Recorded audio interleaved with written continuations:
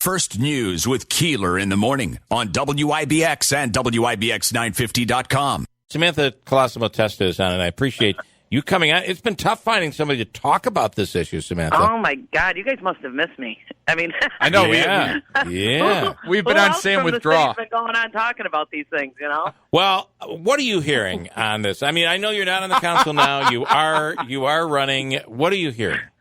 Well, here's the thing, and they actually posted an article back in February in regards to this art space project, and I think everybody goes back to the term of low-income housing, and they think of the worst, and and let's go back to it.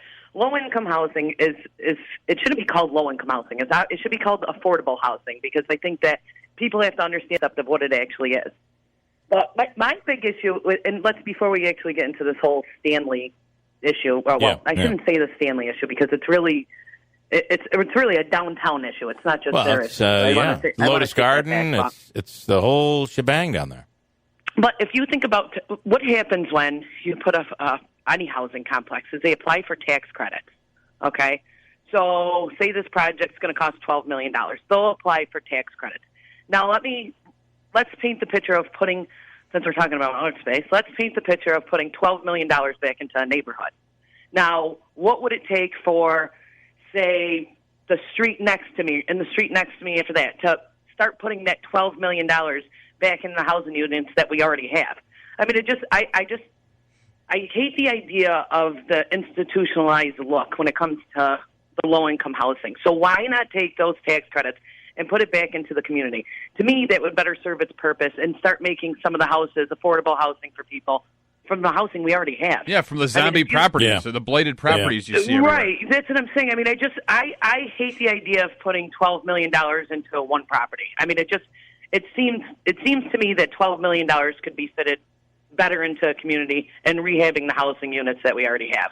I mean, I can't imagine not what that would start making neighborhoods look like. So that's my biggest issue when it comes to housing. And when we sat on several committees in regards to housing units, and we talked about what housing units should look like. I mean, and if you look at something like I can't remember what the housing project was that they did over in Cornhill.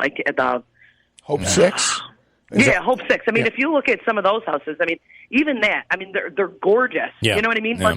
And they take away institutionalized look. Yeah, they look like condos. I mean? So, they're gorgeous. I mean, and that's something that I see better fitted when it comes to utilizing those funds and tax credits. I mean, giving the people the opportunity to take care of a house, to take care of a condo, to better a neighborhood.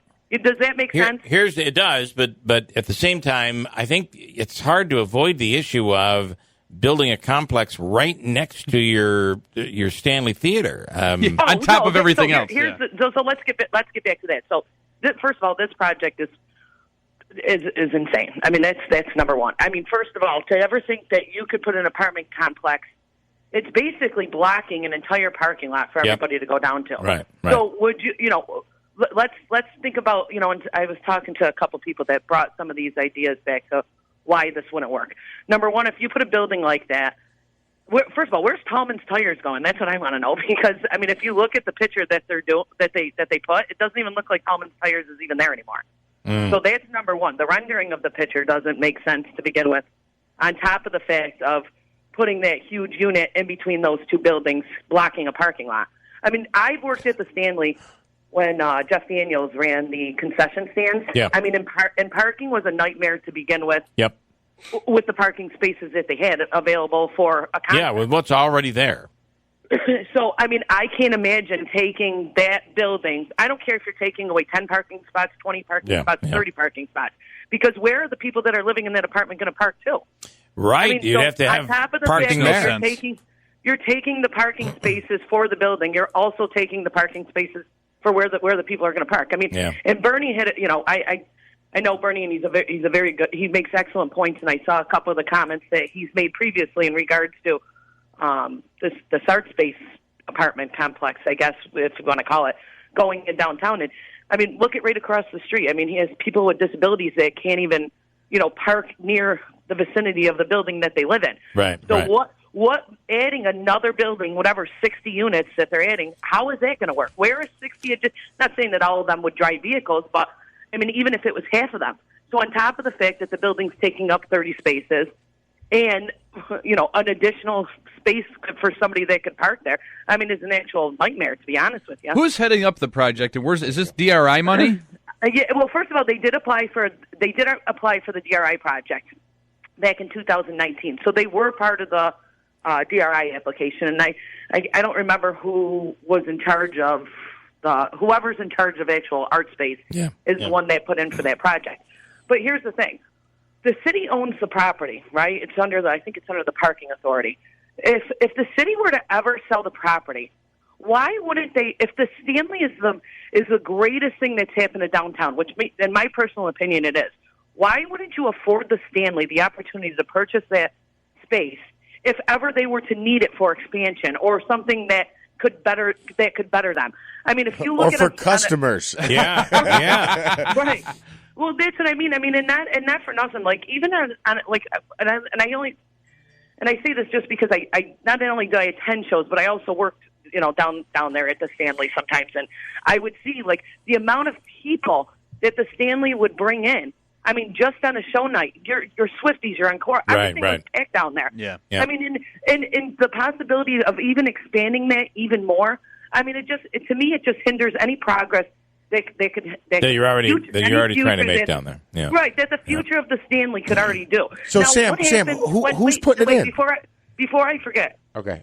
What happens when a tractor trailer pulls in? Because they would have tons of tractor trailers going in and out of that parking lot, dropping off equipment, dropping off this, dropping off that. I mean, if you're only going to have one point of ingress and egress with that building in front of it, blocking it, I mean, does that make any sense? Right. On top of the fact that they had this One World Garden down there, and I honestly I feel bad for Paula Horgan because she probably put about 2 to 3 years worth of work inside this project, and just the whole concept and the idea was to give people something to do if they were going to the Stanley when they're standing outside, and it was just the whole concept of what they were doing, and basically they just ripped that project. And I don't know if it was for this project specifically. But they just ripped that project away, right away and said, "Oh, well, you know what? It doesn't fit this space anymore. We're going to put it down there." I know you have to go, and so do we. Is this a done deal? According to what I heard from other council members, they said no because they still have to sell the property. Yeah. But I can't see how being on the council when the Culverman Center property was going through. I can't imagine that applying for DRI money and things like that. It's going to be I think it's going to be a little harder to stop. I mean, if they stop the sale, I don't see how they could, move forward with the project. Who's got to approve it on the city level?